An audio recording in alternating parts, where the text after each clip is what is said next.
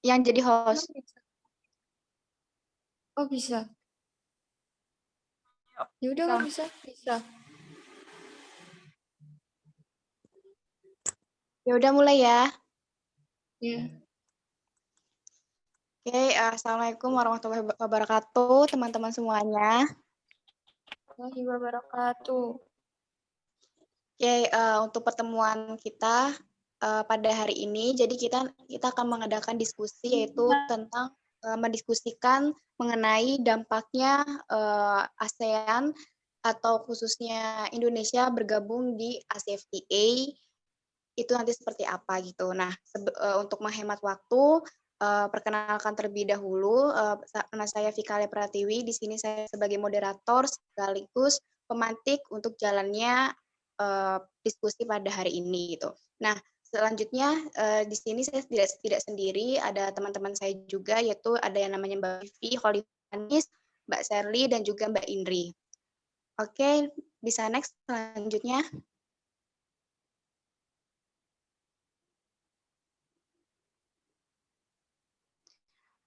Oke, baik. Untuk yang diskusi yang pertama ini, di mana kita akan mengambil berbagai jurnal yang membahas mengenai dampaknya ASEFTA terhadap perdagangan Indonesia dan Cina gitu. Untuk yang pertama, penjelasannya yaitu ada saya sendiri. Di sini saya akan membahas mengenai apa sih dampak ASEFTA terhadap perdagangan Indonesia dan juga Cina gitu. Next.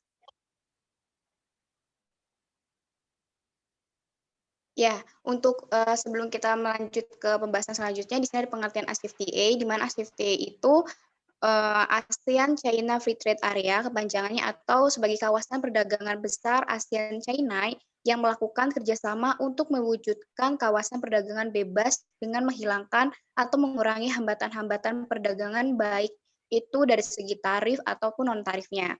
Peningkatan akses pasar jasa, ketentuan dan peraturan investasi sekaligus mendorong peningkatan hubungan perekonomian anggota ASEFTA untuk meningkatkan kesejahteraan ASEAN dan China. Kemudian di sini ada juga peraturan ASEFTA yang diberlakukan, yang dimana sejak pada tanggal 1 Januari 2010, ASEFTA telah menjadi efektif penuh dalam menerapkan nol tarif pada 6.682 pos tarif di 17 sektor, yang dimana termasuk 12 di sektor manufaktur dan 5 di sektor pertanian, pertambangan, dan kelautan. Nah, jadi intinya dalam peraturan ASEFTA ini memberlakukan adanya pembebasan tarif sebesar 0% rupiah, di mana ini tertuju pada bea masuk dan juga bea keluarnya gitu. Yang penting di mana setiap anggota ASEAN itu akan diberi bebas tarif ketika barangnya itu masuk di antara negara-negara ASEFTA. Nah, di sini saya akan juga memantik bahwa di sini pun nanti yang akan kita jelaskan adanya terdapat keuntungan dan tantangan yang ditawarkan ASEFTA bagi perekonomian Indonesia tentunya, terutama dalam mempertimbangkan neraca perdagangan Indonesia-China, di mana terdapat keuntungannya atau dampak positif tentunya seperti Indonesia memiliki akses yang lebih luas ke pasar Cina, terutama di sektor eksportirnya, kemudian relatif rendah di pasar bervariasi dan banyak, serta harga produk relatif rendah di pasar domestik. Dan untuk yang dampak negatifnya itu terdapat pada sektor industri yang mana dipengaruhi oleh beberapa faktor gitu, seperti infrastruktur yang buruk dan juga modalnya yang belum mencukupi untuk mendanai berbagai sektor yang ada di Indonesia. Oke, next. Nah, ini bisa disimpulkan ya, terdapat tabel di mana tarif ini diberlakukan dari tahun 2005 hingga 2010, di mana semua negara ASEAN itu harus memberlakukan tarifnya hingga pada tahun 2010 untuk 0% tarifnya gitu. Oke, next.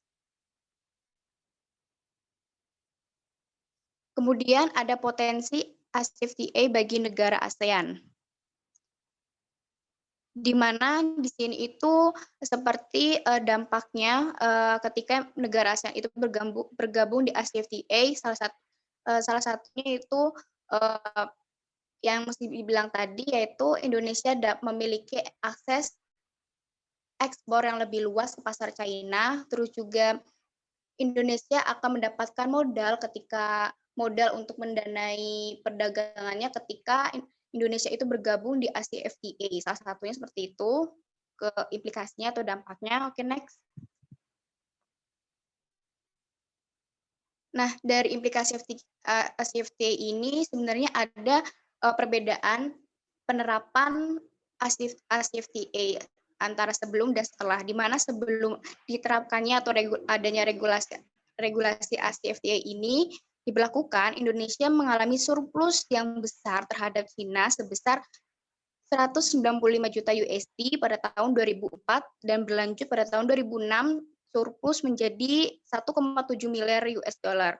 Kemudian setelah diberlakukannya regulasi ASEFTA ini pada tahun 2005 tepatnya, di mana pada tahun 1 Januari 2007 walaupun Indonesia masih mengalami surplus, namun surplusnya itu mengalami adanya penurunan sebesar 35%, di mana dari 1,7 miliar menurun hingga 1,1 miliar. Nah, di sini perbedaannya bahwa adanya Indonesia bergabung di ASEFTA tidak signifikan antara pada tarif perputaran yang ke tahun 2004 hingga tarif putaran kedua, di mana pemberlakuan tarif ini tidak signifikan gitu. Next. Oke, terus adanya pasca implikasi ASEFTA, di mana yang sebelumnya tadi di slide sebelumnya sudah mengalami defisit sehingga untuk yang keberlanjutannya itu hingga tahun 2010 kita mengalami defisit yang sangat besar, di mana hingga mencapai 662.500.000 itu defisitnya dibandingkan pada tahun sebelumnya yaitu pada tahun 2009 yang surplusnya itu tidak begitu 2008 yang tidak begitu besar gitu. Jadi dari tahun 2007 hingga 2010 itu telah mengalami defisit yang sangat besar. Oke, next. Nah, dari pasca implementasi ASEFTA ini bisa dilihat dari diagram batang ini, di mana yang paling banyak diminati yaitu ada pada sektor industri, itu yang di bagian ekspor yang sebelah daftar diagram di sebelah kiri, maaf. Itu yang paling besar adanya di industri, walaupun itu paling diminati untuk ekspornya, namun bisa dilihat itu mengalami penurunan dari tahun ke tahunnya, dari tahun 2005 hingga 2010. Kemudian untuk yang pertanian itu mengalami ekspor yang konsisten, sedangkan adanya pertambangan itu dari tahun 2005 hingga 2010 mengalami surplus tiap tahunnya atau meningkat. Sedangkan yang di bagian sebelah kanan itu ada yang namanya impor, di mana impor terbesar di Indonesia yaitu ada pada bahan atau bahan penolong.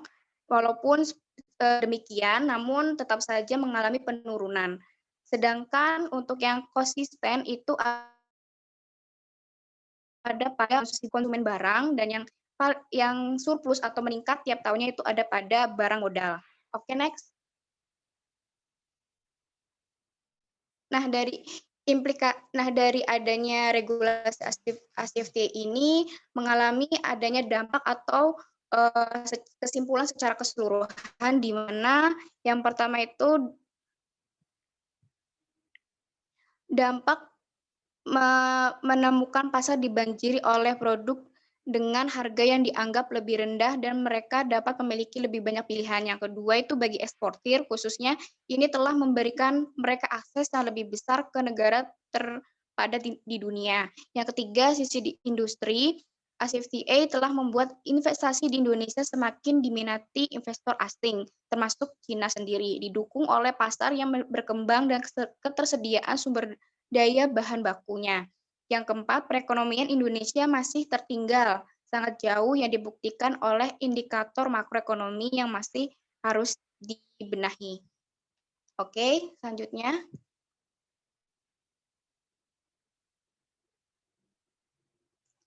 Nah, oke teman-teman, dari penjelasan atau analisis dari jurnal yang saya pilih itu sudah cukup sekian, kemudian akan dialihkan pada dampak penerapan bea cukai dari ASEAN China yang akan disampaikan oleh Mbak Vivi. Silakan. Terima kasih Mbak Lia. Baik teman-teman, untuk yang selanjutnya adalah dampak penerapan bea cukai dari ASEAN China FTA dari jurnal yang dikemukakan oleh Lily. Next. Nah, untuk yang pertama adalah kita harus mengetahui apa itu VTA adalah VTA itu adalah a free trade agreement, suatu perjanjian yang mengikat secara hukum antara dua atau lebih negara untuk mengurangi atau menghilangkan hambatan perdagangan baik dari segi tarif maupun non-tarif.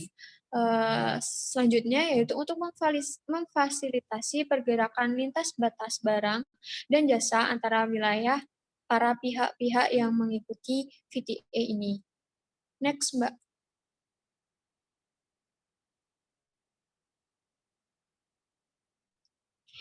Nah, kita masuk pada sejarah perkembangan dari ACVTA.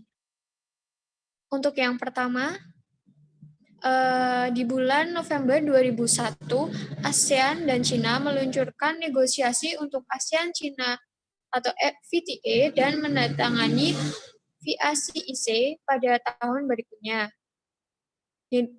Ini dikutip dari Seng Lijun. Kemudian, yang selanjutnya adalah pada tahun 2004, itu terdapat Agreement of Trade in the Goods yang ditandatangani. Yang selanjutnya adalah Agreement of Trade in the Goods dilaksanakan pada tanggal 1 Juli 2005 oleh negara-negara ASEAN dan pada 20 Juli 2005 oleh China. Kemudian pada Januari 2007, perjanjian perdagangan jasa ditandatangani dan mulai berlaku pada Juli 2007. Terus perjanjian investasi ditandatangani pada Agustus 2009 dan dilaksanakan pada 15 Februari 2010. Dan yang terakhir, pertanggal 1 Januari 2010, tarif rata-rata untuk barang Cina yang dijual di negara ASEAN itu tuh tarifnya menjadi turun, dan sejak 1 Januari 2012 diberlakukan tarif nol. Next, Mbak. Untuk yang selanjutnya kita masuk pada dampak ACVTA pada perdagangan barang regional. Untuk yang pertama adalah sebelumnya, Mbak. Nah, untuk yang pertama di bagian 1 adalah ekspansi perdagangan. Sejak penandatanganan VACIC pada tahun 2002, perdagangan regional telah berkembang pesat. Kemudian, pada tahun 2010, tahun ACVTA mulai diimplementasikan secara penuh untuk pertama kalinya. Kemudian di tahun yang sama, ASEAN menjadi mitra dagangan terbesar keempat Tiongkok setelah UK, Amerika Serikat, dan Jepang. Pada tahun 2009, perdagangan China-ASEAN menurun 7,92% akibat krisis keuangan global. Yang selanjutnya adalah bagian 2 berkaitan dengan defisit perdagangan dan kinerja individu. Defisit perdagangan China dengan ASEAN meningkat dari negatif 7,61% pada tahun 2002 menjadi negatif 16,4% pada tahun 2003, dan antara tahun 2004 dan 2007 berfluktuasi antara minus 14% dan minus 20%. Kemudian juga impor dari ASEAN turun. Disusul pada tahun 2008, Malaysia telah menyusul Singapura sebagai mitra dagang VTA terbesar Cina, diikuti oleh Singapura dan Thailand. Kemudian Malaysia dan Thailand mengekspor lebih banyak barang ke Cina. Untuk yang bagian 3 adalah pemanfaatan konsensi preferensial VTA. Secara umum, tingkat pemanfaatan konsensi preferensial VTA terus meningkat dari tahun ke tahun sejak perjanjian kemudian di antara seluruh negara ASEAN itu tingkat pemanfaatannya yang paling besar itu Thailand. Sedangkan untuk yang paling sedikit itu dari negara Laos. Next, Mbak.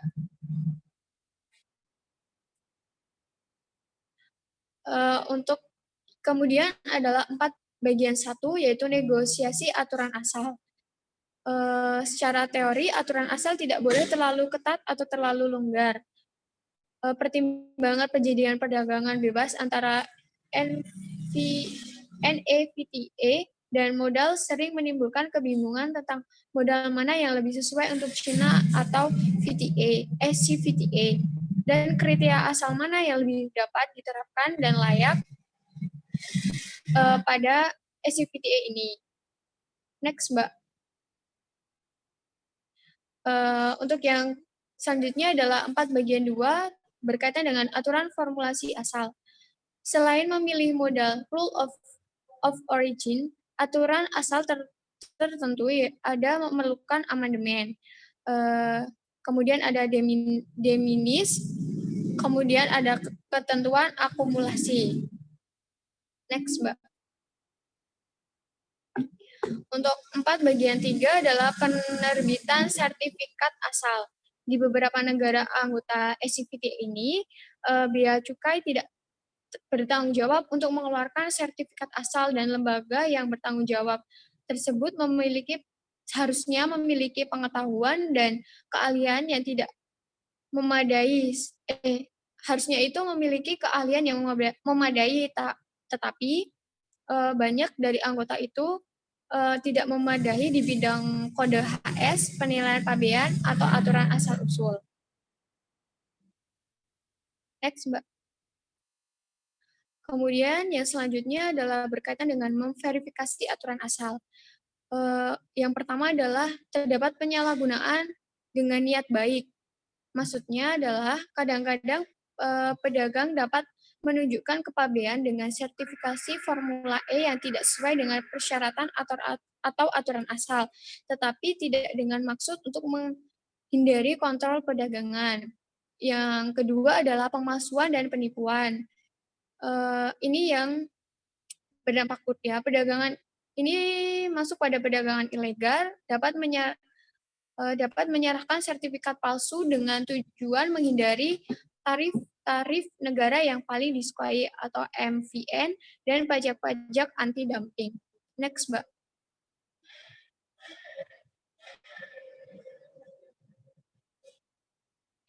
Kita masuk pada tantangan peluang. Tantangan yang pertama adalah otoritas bea cukai membutuhkan sumber daya tambahan untuk memastikan kapasitas yang efektif dan berkelanjutan untuk mengolah kebijakan. Yang kedua adalah infrastruktur yang sesuai, terutama pengenalan dari analisis resiko dan sistem manajemen diperlukan untuk memilih barang beresiko tinggi dalam hal asal tidak teraturan, dan untuk memastikan bahwa perdagangan difasilitasi berdasarkan FTA. Yang ketiga adalah bea cukai. Bea cukai itu perlu lebih lebih terlihat dalam perumusan strategi nasional, perubahan kebijakan industri, dan perlindungan kepentingan masyarakat. Yang keempat adalah untuk bea cukai dalam jangka panjang perlu menyesuaikan sikap terhadap strategi VTA regional dan nasional. Karena kebijakan VTA itu dirancang untuk mendorong fasilitas perdagangan dan kebebasan perdagangan yang lebih besar di antara anggota kontrak, dan tidak terfokus saja pada pemungutan tarif. Untuk yang selanjutnya adalah bea cukai juga harus lebih terlibat dalam pengembangan kebijakan perdagangan nasional dengan mengambil bagian dalam aspek negosiasi VTA seperti aturan asal dan prosedur kepabean yang disederhanakan. Next, Mbak. Nah, kita langsung saja pada kesimpulan. Untuk jurnal ini dapat dikatakan memiliki kelebihan berkaitan dengan penjabaran pada setiap pokok bahasan itu dapat dijabarkan secara mendetail dan juga dihadiri pada bukti-bukti data seperti kolom dan juga dan lain sebagainya dari berbagai sumber. Hanya saja dalam jurnal ini menyampaikan temuan berkaitan dengan hal yang temuan atau penelitiannya itu kurang spesifik atau jelas seperti itu, sehingga pembaca harus mencermati secara detail dari penjabaran sebelumnya untuk menarik kesimpulan. Next, Mbak.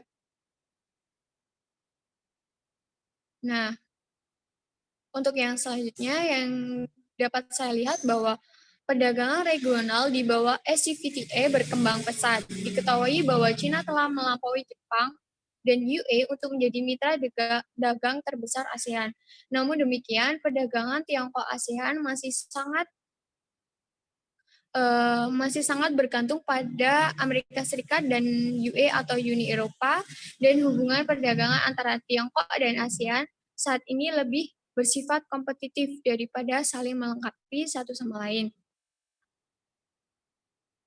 Untuk poin selanjutnya adalah semakin banyak pedagang yang memanfaatkan konsesi presensial dari ACPTA ini, walaupun tingkat pemanfaatannya itu masih sangat rendah dibandingkan dengan VTA dewasa dan maju lainnya, seperti yang ada di UE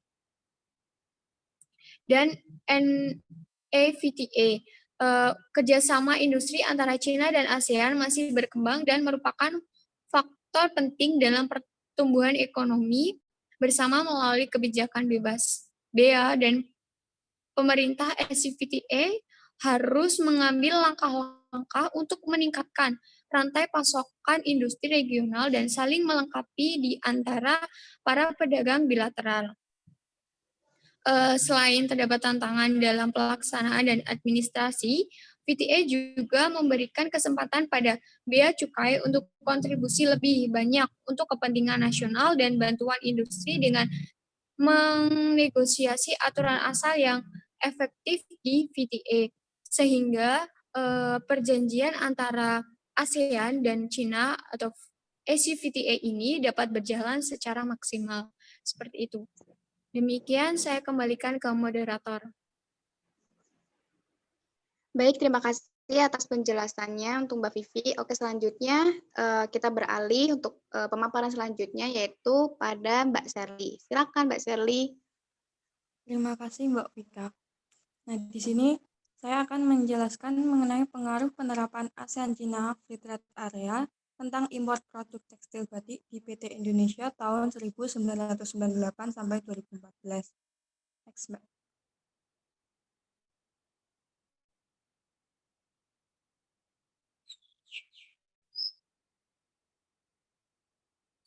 Di sini ada gambaran umum mengenai ICVTA.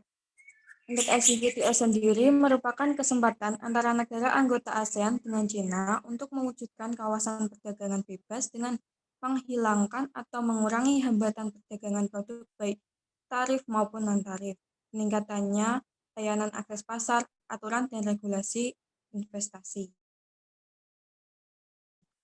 Next.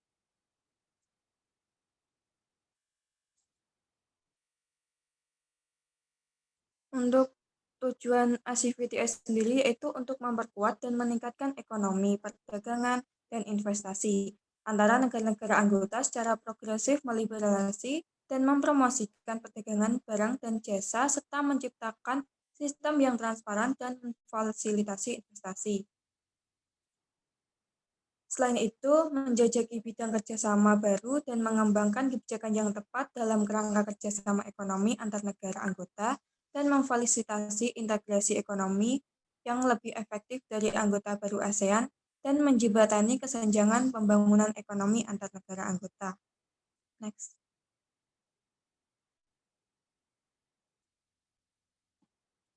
Untuk SCVTA sendiri membawa pengaruh, yaitu mempengaruhi banyak sektor perdagangan ekonomi di Indonesia, baik dari impor maupun ekspor, ataupun keuangan negara dan kebijakannya. SCVTA akan mempengaruhi daya saing dan keunggulan komparatif di antara anggota ASEAN, baik di bidang tekstil. Salah satunya yaitu produk tekstil di Indonesia, yaitu batik. Nah, untuk perilaku industri di Indonesia mendesak untuk menunda implementasi SCVTA. Hal ini menandakan besarnya dampak negatif bagi industri di Indonesia. Sementara itu, pemerintah tetap menjalankan kesepakatan, namun tetap akan mengkaji dan mengevaluasi berbagai hal guna terus meningkatkan daya saing Indonesia terkait infrastruktur, biaya ekonomi tinggi, biaya transportasi, dan sektor makro lainnya. Next, Mbak. Yang menjadi pengaruh SCVTA lainnya yaitu salah satu produk dalam negeri yang cukup berpengaruh terhadap penerapan SCVTA adalah tekstil di Indonesia. Di sektor tekstil dan produk tekstil, serbuan produk Tiongkok berupa kain dan garment sudah dirasakan pasar domestik sejak awal berlakunya SCVTA. Ancaman ini dirasakan baik oleh industri kecil maupun industri kecil menengah, karena masyarakat cenderung lebih memilih tekstil asal Cina yang harganya relatif lebih murah. Next. Untuk persentase kenaikan impor batik, dilihat dari sebelum adanya SCVTA, nilai impor batik rata-rata masih di bawah 10 juta US dollar per tahun. Sedangkan setelah SCVTA diberlakukan, yaitu pada tahun 2007 ke atas, nilai impor melonjak lebih dari 10 US dollar, bahkan hingga mencapai 30 juta US dollar pada tahun 2013. Berdasarkan data Pusat Statistik, terdapat 1.037 ton produk batik asal Cina yang masuk ke Indonesia dengan nilai 30 juta dolar Amerika Serikat. Kementerian Perdagangan mencatat impor tekstil dan impor produk tekstil, batik, dan motif batik dari tahun 2012 hingga 2014 meningkat 17,9% atau 13 juta US dollar. Pada tahun 2012 sebesar 73 juta dan pada tahun 2013 sebesar 80 juta. Tahun 2014 sudah mencapai 87 juta. Dari data di atas menunjukkan bahwa SCVTA berpengaruh terhadap nilai impor batik dari Cina dibandingkan sebelum adanya SCVTA. Selanjutnya, Mbak. Bisa diambil kesimpulan untuk solusi tingginya impor batik di Indonesia. Dari pengaruh yang ditimbulkan atas penerapan SCVTA terhadap tingginya impor tekstil batik dari Cina, terdapat solusi bagi UKM untuk meningkatkan daya saing terhadap batik di Indonesia dengan melestarikan tradisi batik tulis yang kuat dan batik agar apresiasi terhadap jenis batik tulis akan terus meningkat sehingga nilai jual terhadap jenis batik tulis akan terus meningkat sehingga nilai jual yang tinggi tidak perlu ditakuti oleh produsen dan pengusaha kecil di tanah air. Karenanya, nilai batik tulis yang cukup tinggi di dalam negeri bisa dibandingkan dengan batik print yang harganya dan kualitasnya dalam negeri. Selanjutnya, Mbak.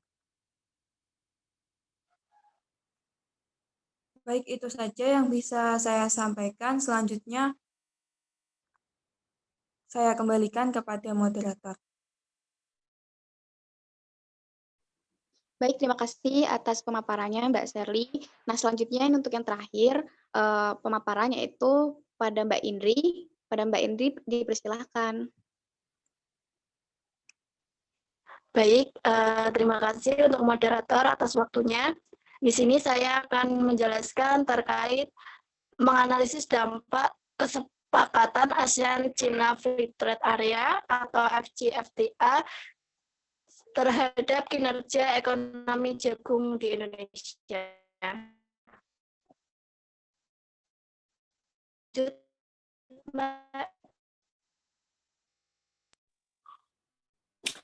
Nah, dalam penelitian ini bertujuan untuk menganalisis dampak kesepakatan ASEAN China Free Trade Area terhadap kinerja jagung di Indonesia dan untuk mengetahui alternatif kebijakan swasembada.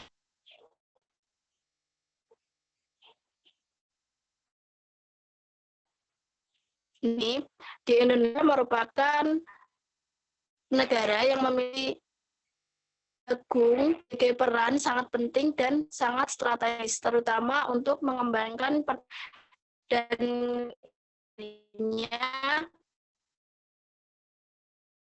yang dimana terutama digunakan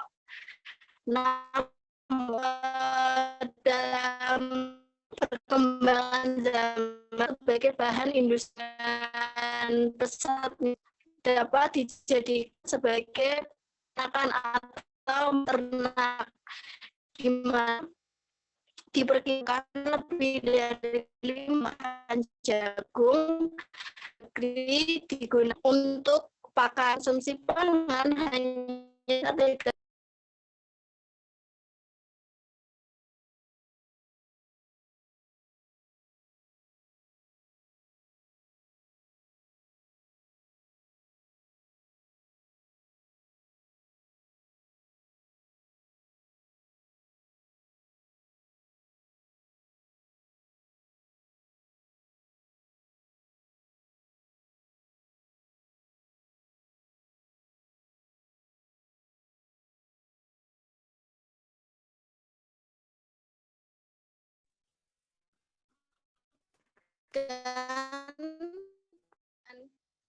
Indonesia lebih 50 negeri digunakan konsumsi pangan hanya sekitar 30% saja, dan kemudian untuk sisanya digunakan untuk kebutuhan industri lainnya.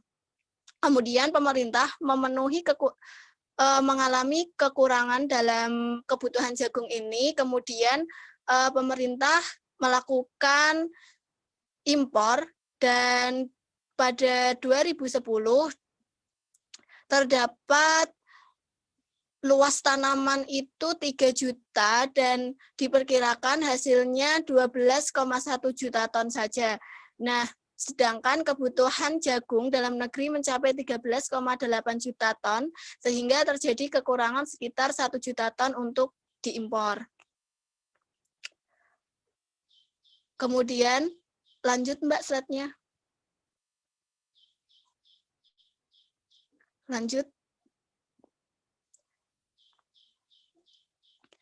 Nah, untuk upaya swasembada jagung harus diarahkan pada faktor lingkungan, baik lingkungan internasional maupun internal yang ada di Indonesia.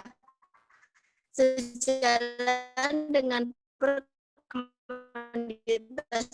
jagungan yang berbeda, kinerja jagung di internasional mau perdagangan paketnya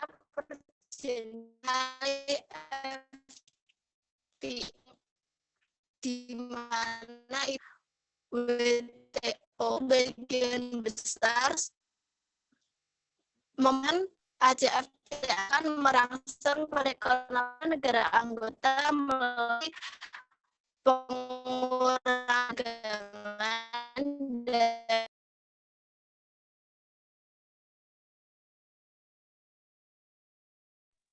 Mohon maaf Mbak Indri, suaranya kurang jelas.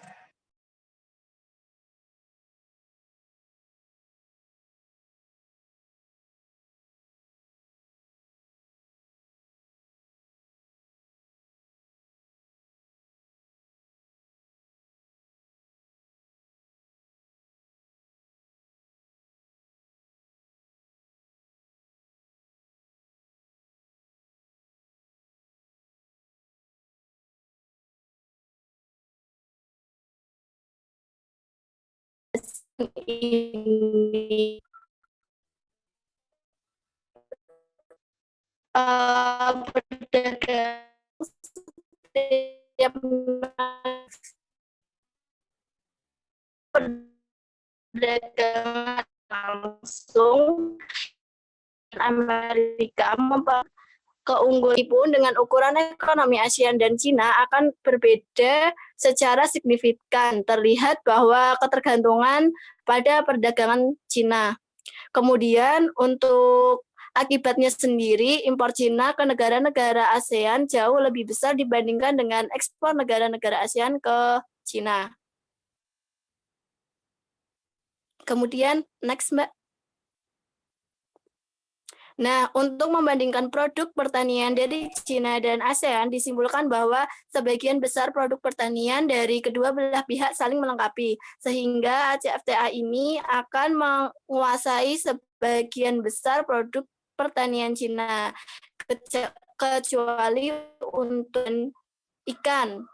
Kemudian, terdapat studi di mana dampak ACFTA ini terhadap pembangunan ekonomi dan wilayah pertanian di Cina.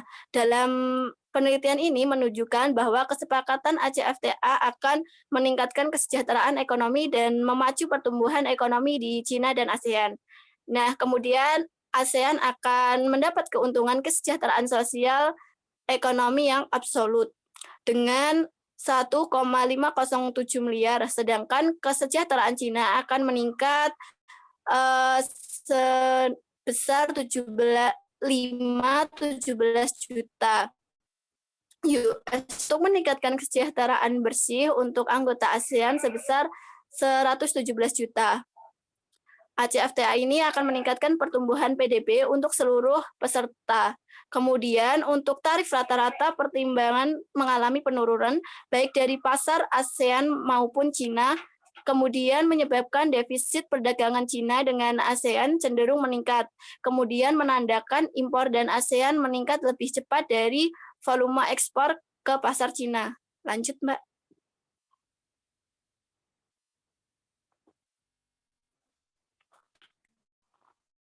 Kemudian untuk di dalam penelitian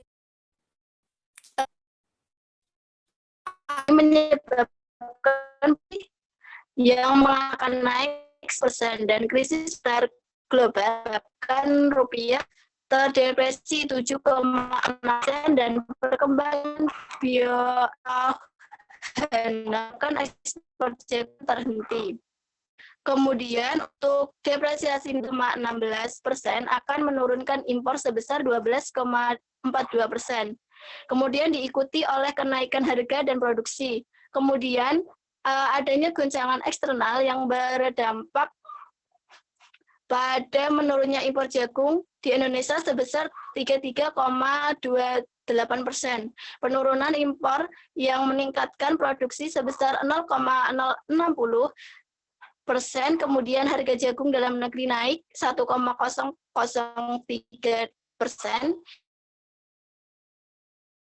yang kemudian berdampak pada penurunan 3,8%.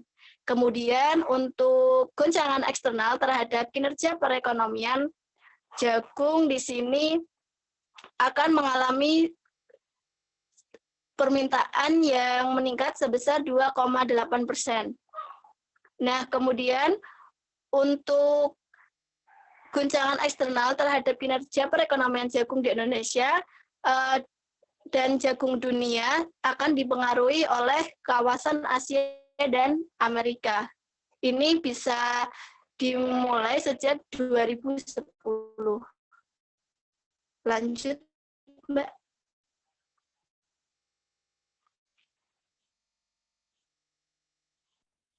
Nah, ini terdapat hasil simulasi di mana Indonesia dalam hal ini sektor pertanian belum sepenuhnya mendapatkan keuntungan dari kesepakatan tersebut.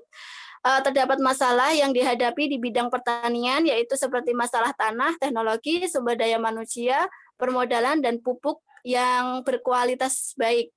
Kemudian kurangnya infrastruktur perdesaan, pasar domestik, dan kekurangan yang lainnya. Kemudian untuk penerapan tarif impor komoditas jagung menghasilkan rekomendasi untuk meningkatkan keuntungan dan kesejahteraan petani. Kebijakan pemerintah harus diarahkan untuk memacu produktivitas dan mengurangi ketidaksempurnaan atau distorsi jagung dan impor pasar. Kemudian melakukan peluasan peluang kerja di daerah pedesaan melalui yang pertama meningkatkan investasi dalam penelitian dan pengembangan jagung, kemudian untuk menciptakan kondisi yang dapat mendorong swasembada, kemudian lanjut Mbak. Dilanjutkan dengan dampak goncangan eksternal terhadap kinerja perekonomian jagung di Indonesia dalam perdagangan bilateral ACFTA dan kinerja jagung di dunia. Indonesia sangat dipengaruhi oleh kawasan Asia dan Amerika sejak tahun 2010. Kemudian Asia akan menjadi poin penting karena kesepakatan kawasan perdagangan bebas ASEAN Cina ini akan dilaksanakan secara bertahap, dan Cina dan negara-negara anggota ASEAN berusaha menurunkan atau menghilangkan tarif AFTA. Selain itu juga pada 2015 ASEAN akan membentuk Komunitas ASEAN atau ASEAN yang bertujuan adalah untuk meningkatkan daya saing pasar yang bersatu dalam ASEAN, Masyarakat Ekonomi ASEAN atau MEA. Kemudian dapat disimpulkan dengan kebijakan yang efektif adalah dengan melarang impor, tetapi itu sulit dilakukan, namun dilakukan karena bertentangan dengan kesepakatan ACFTA. Jika Indonesia harus swasembada jagung, maka kebijakan yang perlu dilakukan adalah kombinasi kebijakan meningkatkan luas area dengan 6-9 tahun dengan meningkatkan sebesar 5% ke 47% melalui harga mereda. Nah, cukup sekian pemaparan dari saya. Saya kembalikan ke moderator.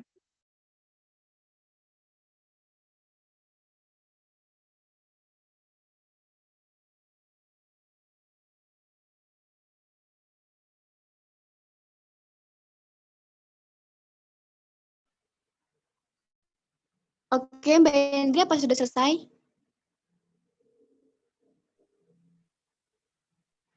Sudah, Mbak. Oke, terima kasih atas Mbak Hendri yang sudah memaparkan. Dan selanjutnya kita akan masuk pada sesi diskusi atau mungkin di sini ada yang mau tanya jawab gitu kan ya. Untuk menghemat waktu, ini kita untuk tanya jawabnya atau sharing-sharingnya itu mulai dari yang urut pemaparan aja ya. Mungkin yang pertama dari pemaparan dari saya dulu, analisis yang dari saya. Mungkin di sini ada yang ingin bertanya mengenai jurnal yang sudah saya paparkan. Izin bertanya Mbak Vika. Iya, silakan Mbak Vivi. Saya Vivi Oliva Anis. Di sini saya akan bertanya, di penjelasan bagian tabel yang tadi itu dijelaskan bahwa dengan adanya penerapan nol tarif bukannya membawa keuntungan bagi Indonesia, malah menjadi buntung, di mana mengalami defisit yang sangat besar. Lalu, apa solusi yang harus diupayakan untuk Indonesia dalam menghadapi SCVTA di sini pada regulasi SCVTA pada penerapan nol tarif agar menjadi keuntungan atau seimbang bagi negara ASEAN. Intinya itu bagaimana cara atau solusi untuk Indonesia agar menjadi untung atau seimbang dengan SCVTA tersebut. Terima kasih. Oke, terima kasih Mbak Vivi atas pertanyaannya. Mungkin ini langsung saya jawab aja ya.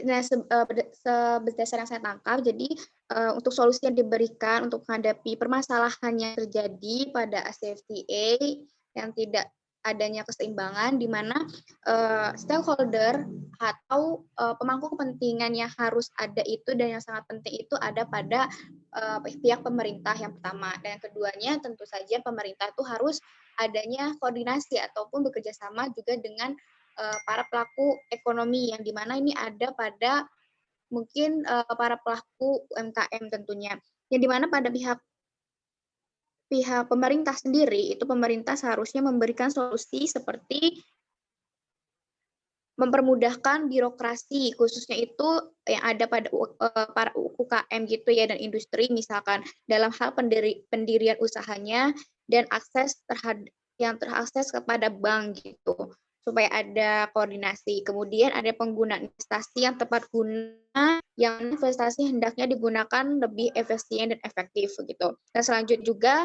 harus adanya atau strategi untuk membuat modal sehingga investor asing itu bisa tertarik terhadap modal di Indonesia karena dilihat dari yang awal sudah saya jelaskan Indonesia ini memiliki modal yang sangat sedikit gitu untuk perkembangan perekonomiannya. Dan selanjutnya itu pada segi UKM atau para pelaku bisnis ekonomi itu dengan cara memberikan solusinya itu untuk seperti meningkatkan kualitas tenaga kerjanya, seperti adanya pelatihan atau training untuk meningkatkan kinerja karyawannya, soft skill dan juga hard skill-nya, terus juga meningkatkan inovasi dan produksinya, dan juga serta meningkatkan promosinya, di mana promosinya itu bisa lebih menyebarluaskan produk yang sudah diproduksinya ke mancanegara gitu, supaya terkenal hingga ke semua negara gitu untuk masalah produksinya gitu. Bisa diterima Mbak Vivi atau masih ada yang kurang?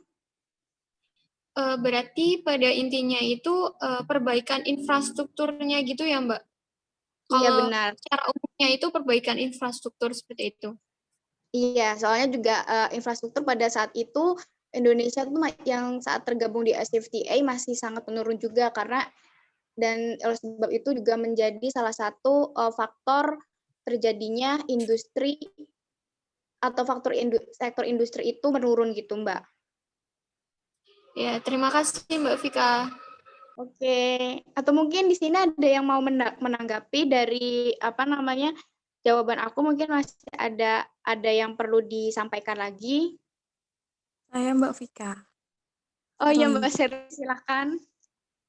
Ya, di sini saya setuju sekali dengan pendapat Mbak Vika, di mana peran pemerintah itu sangat penting dalam menghadapi permasalahan yang ada pada SCVTI, terutama untuk memulihkan defisit yang terjadi. Untuk lebih optimal, pemerintah tidak akan berjalan lancar jika tidak dibantu dan berkoordinasi dengan para pelaku usaha, salah satunya yaitu pada pelaku UMKM. Dan menurut saya, bukan hanya pemerintah dan pelaku usaha saja yang berperan penting untuk menyelesaikan masalah ini. Namun peran masyarakat juga sangat dibutuhkan karena masyarakat sebenarnya harus mencintai produk dalam negeri dengan membeli produk yang ada di Indonesia, seperti produk-produk yang dipasarkan oleh UMKM di Indonesia. Dengan ini bisa diharapkan dapat menurunkan tingkat impor yang berlebihan di Indonesia. Menurut saya itu Mbak Vika. Oke, terima kasih Mbak Sherly atas tanggapannya. Ya benar sekali ya, emang bukan hanya kedua stakeholders tersebut yang memiliki kepentingan, tapi juga di samping itu adanya juga masyarakat yang ikut andil dalam pemberian solusi terhadap perdagangan Indonesia saat untuk menuju atau bergabung pada ASEAN. Terima kasih Mbak Sherly. Selanjutnya mungkin ada yang lain, ada pertanyaan yang lain mungkin untuk saya pribadi. Ya Mbak Vika, saya mau tanya. Oh ya, silakan Mbak Sherly. Ya, tadi kan dijelaskan bahwa SCVTI itu memberlakukan tarif 0% di Indonesia. Nah, pertanyaan saya, adakah strategi yang dilakukan oleh Indonesia dalam menghadapi pelaksanaan tarif 0% terhadap perekonomian di Indonesia? Itu Mbak Vika. Bisa diterima? Oke, bisa Mbak Sally, cukup jelas pertanyaannya. Oke, untuk itu saya coba menjawab ya sebisa saya. Jadi apa sih strateginya yang dikerahkan oleh Indonesia khususnya untuk meningkatkan pelaksanaan nol tarif gitu kan ya. Jadi strategi yang dilakukan Indonesia itu dalam menghadapi tarif 0% pada ACFTA itu dengan cara yaitu harus adanya penguatan daya saing secara globalnya gitu pada Indonesia sendiri. Seperti contohnya itu adanya penataan lahan dan kawasan industri, terus seperti adanya peningkatan AMDAL gitu, terus juga adanya pembenahan infrastruktur dan energi, apalagi yang sudah dijelaskan sebelumnya itu bahwa infrastruktur Indonesia pada saat itu masih buruk dan perlu adanya peningkatan supaya juga untuk memberi apa ya kenyamanan untuk untuk akses Indonesia gitu khususnya pada produk-produknya. Terus juga adanya pemberian insentif, adanya seperti pengurangan pajak PPN khususnya. Terus juga ada pengamanan pasar domestik seperti meningkatkan pengawasan ketentuan impor dan ekspor dalam pelaksanaan FDA, terus adanya pengawasan awal terhadap kepatuhan SNI, label dan juga pada kesehatan. Terus juga yang paling penting itu adanya penguatan pada ini sih apa namanya segi ekspor seperti promosi perdagangan dan investasinya gitu. Mungkin dari saya itu Mbak Sherly, apa bisa diterima? Bisa Mbak, terima kasih atas penjelasannya. Oke, terima kasih Mbak Sherly atas pertanyaannya. Oke, mungkin ada tanggapan. Kalau tidak ada tanggapan, ini sepertinya langsung saya alihkan saja untuk pertanyaan untuk slide atau pembahasan selanjutnya menimbang untuk menghemat waktu juga. Oke, mungkin ada pertanyaan dari analisis dari Mbak Vivi mungkin disilahkan.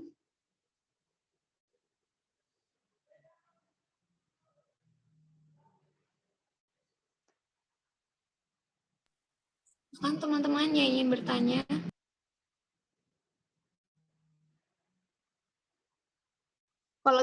Kalau sebelumnya kalau belum ada, saya dulu Mbak, saya mau tanya.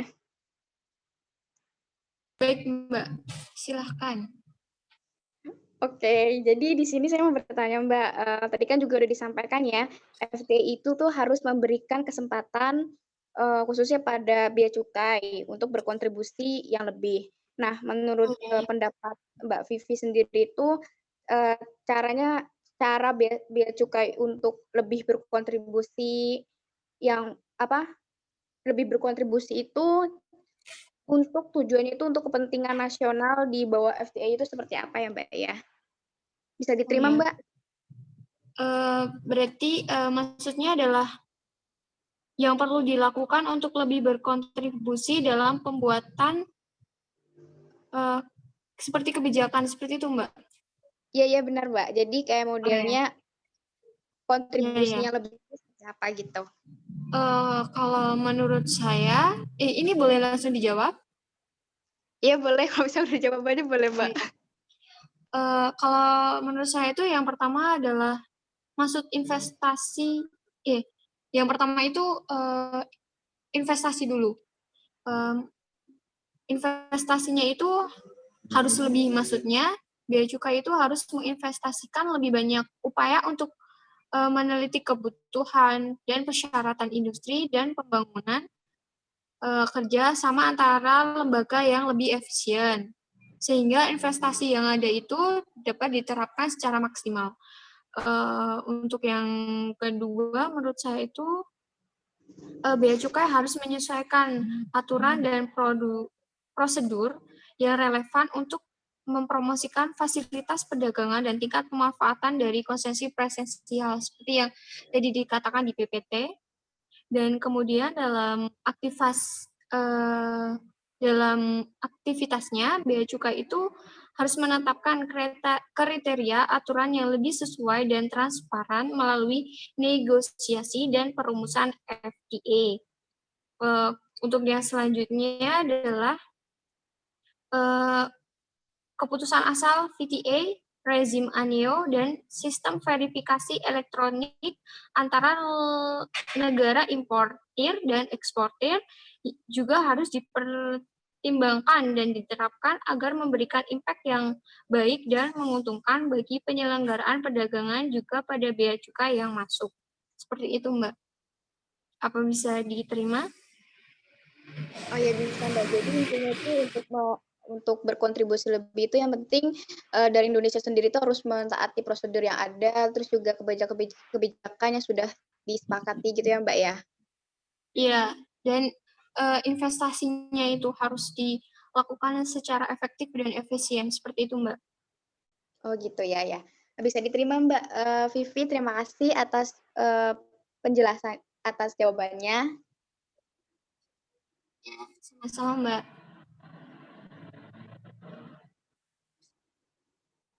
Oke, mungkin siapa tahu ada yang mau bertanya lagi untuk analisis atau pembahasannya Mbak Vivi. Saya mau bertanya Mbak Vika. Oh Oke, ya, silakan Mbak Sari. Ya, tadi kan sudah dikatakan dalam pemaparannya Mbak Vivi juga dalam rangkuman yang Mbak Vivi buat. Nah, menurut Mbak Vivi apa saja sih hal-hal yang dianggap penting dari jurnal yang Mbak Vivi analisis? Itu saja Mbak Vika. Baik, langsung saya jawab saja ya untuk mempersingkat waktu. Kalau menurut saya, untuk pertanyaan dari Mbak Sherly berkaitan dengan hal-hal yang penting yang saya dapatkan dari jurnal ini itu, tadi juga sempat disampaikan dalam rangkuman. Kemudian yang bisa dilihat adalah dapat melihat seberapa besar dampak yang terjadi setelah adanya penerapan bea cukai dari ASEAN, China, atau VTA. Itu yang paling utama.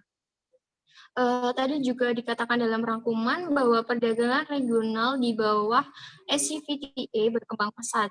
China telah melampaui Jepang dan Uni Eropa untuk menjadi mitra dagang terbesar ASEAN.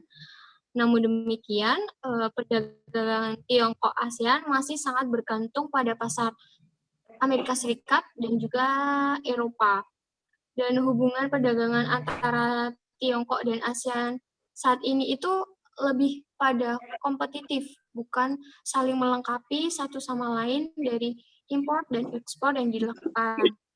Kemudian diketahui dari jurnal ini juga bahwa perlu pertimbangan berkelanjutan atas kebijakan dan langkah baru untuk lebih meningkatkan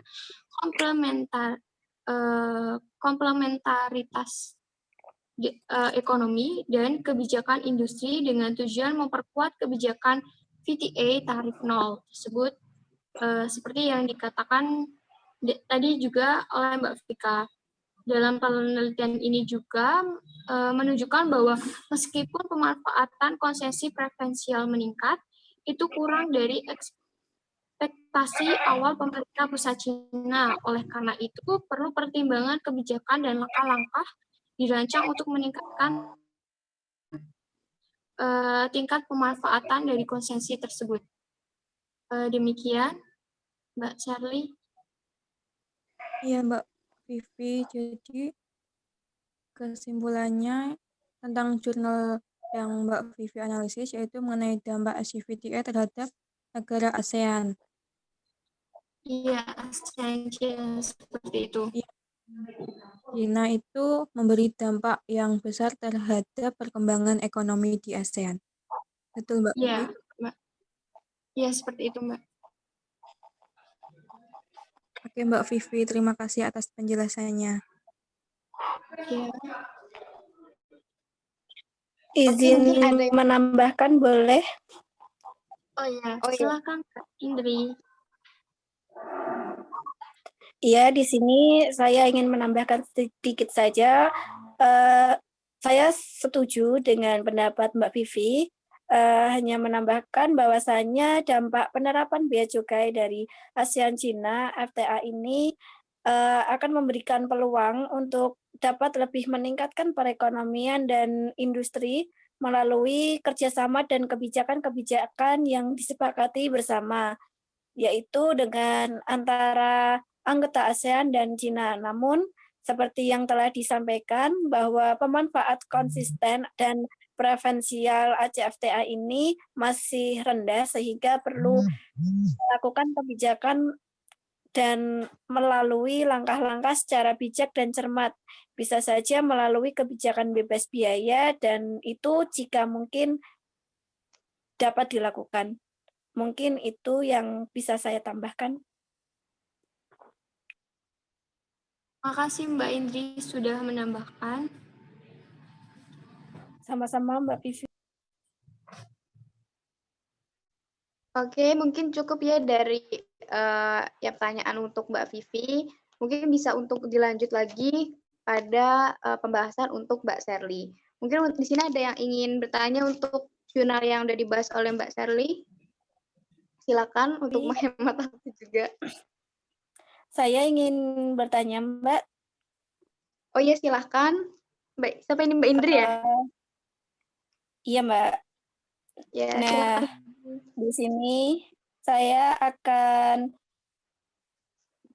ada sedikit yang saya ingin tanyakan kepada Mbak Sherly terkait analisisnya pengaruh ACFTA ini, yang dimana tadi dibahas terkait dengan pengaruhnya terhadap tekstil. Begitu. Nah, bagaimana dampak negatif dan positifnya adanya ACFTA ini terhadap tekstil batik di Indonesia? Nah, seperti itu saja. Mohon Mbak Sherly bisa menjawab. Baik, Mbak Indri, terima kasih untuk jawabannya. Untuk menghemat waktu, langsung saja saya jawab ya.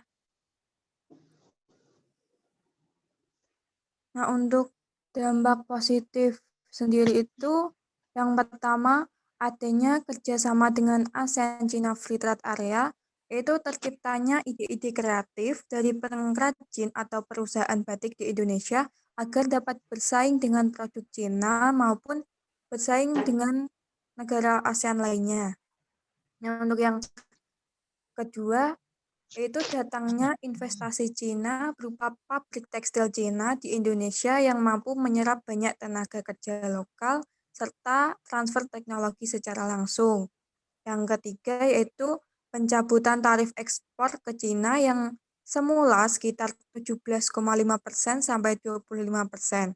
Nah, ini merupakan peluang bagi industri tekstil lokal untuk memasarkan produknya ke negara-negara di dunia tanpa perlu mengkhawatirkan tarif. Untuk dampak negatifnya yaitu yang pertama, di sini banyak kasus perusahaan-perusahaan batik yang mengalami kebangkrutan. Yang kemudian ada minimnya skill dan kualitas SDM menjadi faktor utama yang menyebabkan kebangkrutan tersebut. Kemudian dampak negatif lainnya yaitu banyaknya pengangguran yang terjadi akibat banyaknya industri kerajinan batik di Indonesia yang gulung tikar. Nah, kurang lebih begitu Mbak Indri. Baik, Mbak Bagaimana Sherly, tadi, terima Mbak? kasih atas jawabannya. Jadi dalam ACFTA ini berdampak positif dan negatif. Positifnya itu dapat meningkatkan perekonomian khususnya bagi anggotanya, dan jika tidak dimaksimalkan maka akan mendapatkan dampak negatifnya. Begitu ya. Iya, Mbak Indri. Baik, terima kasih Mbak Sherly atas jawabannya. Sama-sama. Oh ya Mbak Indri, saya apa boleh untuk menanggapi sedikit? Boleh, Mbak. Oke, jadi yang sudah saya dengar ya dari tanggapannya Mbak Sherly bahwa saya sebenarnya setuju dengan jawabannya Mbak Shirley yang sudah dikatakan terhadap dampak positif dengan adanya ACFTA itu seperti yang sudah dijelaskan. Nah, di sini saya hanya saja untuk menambahkan sedikit bahwa dengan dijalinnya kerjasama antara negara-negara ASEAN dan juga Cina tentunya, yang dimana akan membuat daya saing produk itu lebih tinggi dan nilai jualnya pun juga lebih tinggi tentunya karena pada kerjasama ini menggunakan konsep keunggulan komparatif yang dimana masing-masing negara dapat fokus pada produksi barang yang memiliki keunggulan komparatif itu sendiri.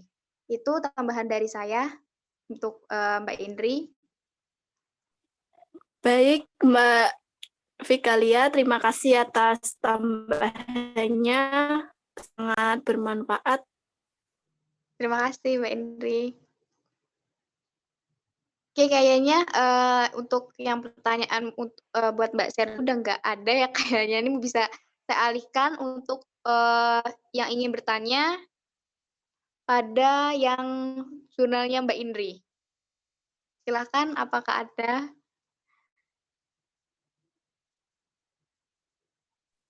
Saya Mbak izin bertanya. Oh ya, silakan Mbak Vivi ya, bisa bertanya. Iya Mbak. Untuk Mbak Indri, dalam analisis saudara tadi telah dijelaskan bagaimana kebijakan dalam kesempatan ASEAN China atau Free Trade Area (ACPTA).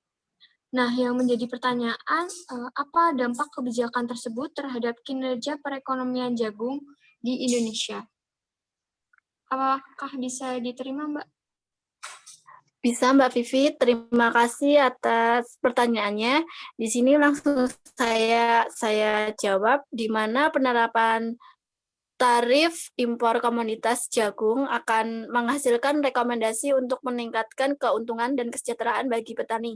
Kemudian untuk kebijakan pemerintah harus diarahkan untuk memacu produktivitas dan mengurangi ketidaksempurnaan dan distori jagung turket dan input pasar. Kemudian adanya perluasan peluang kerja di daerah pedesaan melalui yang pertama, peningkatan investasi dalam penelitian dan pengembangan jagung, khususnya benih.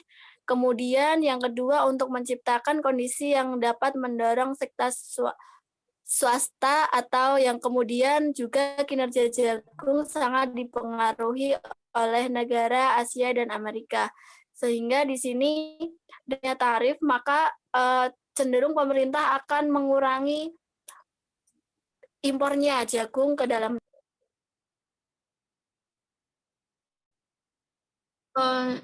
Jadi berarti emang benar bahwasanya kinerja jagung di Indonesia itu sangat dipengaruhi oleh kawasan Asia dan Amerika seperti itu, Mbak?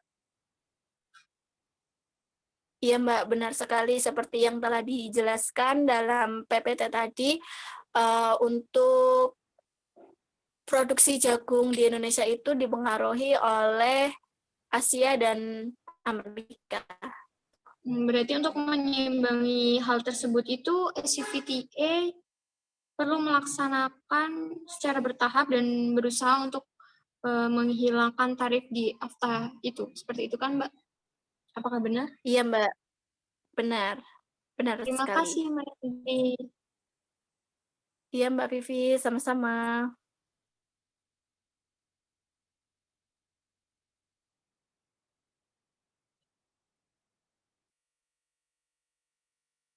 Mohon maaf, Mbak Lia tidak ada suaranya. Oh, maaf. Belum di ini soalnya unmute. Oke, baik, di sini apa ada yang ingin ditanyakan lagi dari Mbak Indri atau mungkin sudah cukup? Sudah cukup, Mbak. Oke, sudah cukup ya. Lama ini. Lama juga. Nah, sebelum ditutup, di sini saya akan memberikan sedikit kesimpulan yang mana dari adanya diskusi pada kali ini, kita sudah mengetahui ya dari segi baik itu bergabungnya Indonesia ataupun ASEAN terhadap ACFTA ini tentunya memiliki adanya dampak positif maupun negatifnya secara sendiri gitu, dan masing-masing dari yang sudah saya dengar dari beberapa jurnal yang sudah kalian bahas, dan di mana juga ada yang belum konsisten ataupun tidak kontras terhadap perjanjian dan pada organisasi bergabung ini. Semoga dari diskusi kali ini kita bisa mengetahui perkembangan khususnya Indonesia, negara Indonesia terhadap bergabungnya di ACFTA itu. Gitu. Nah, sekian mungkin dari saya selaku moderator. Mohon maaf apabila ada kesalahan selama saya menjadi moderator, dan terima kasih juga sudah melakukan diskusi pada hari ini. Terima kasih semua. Saya akhiri. Wabillahi taufiq wal hidayah. Wassalamualaikum warahmatullahi wabarakatuh. Waalaikumsalam warahmatullahi wabarakatuh. Terima Warahmatullahi kasih. wabarakatuh. Terima kasih juga Teman semua.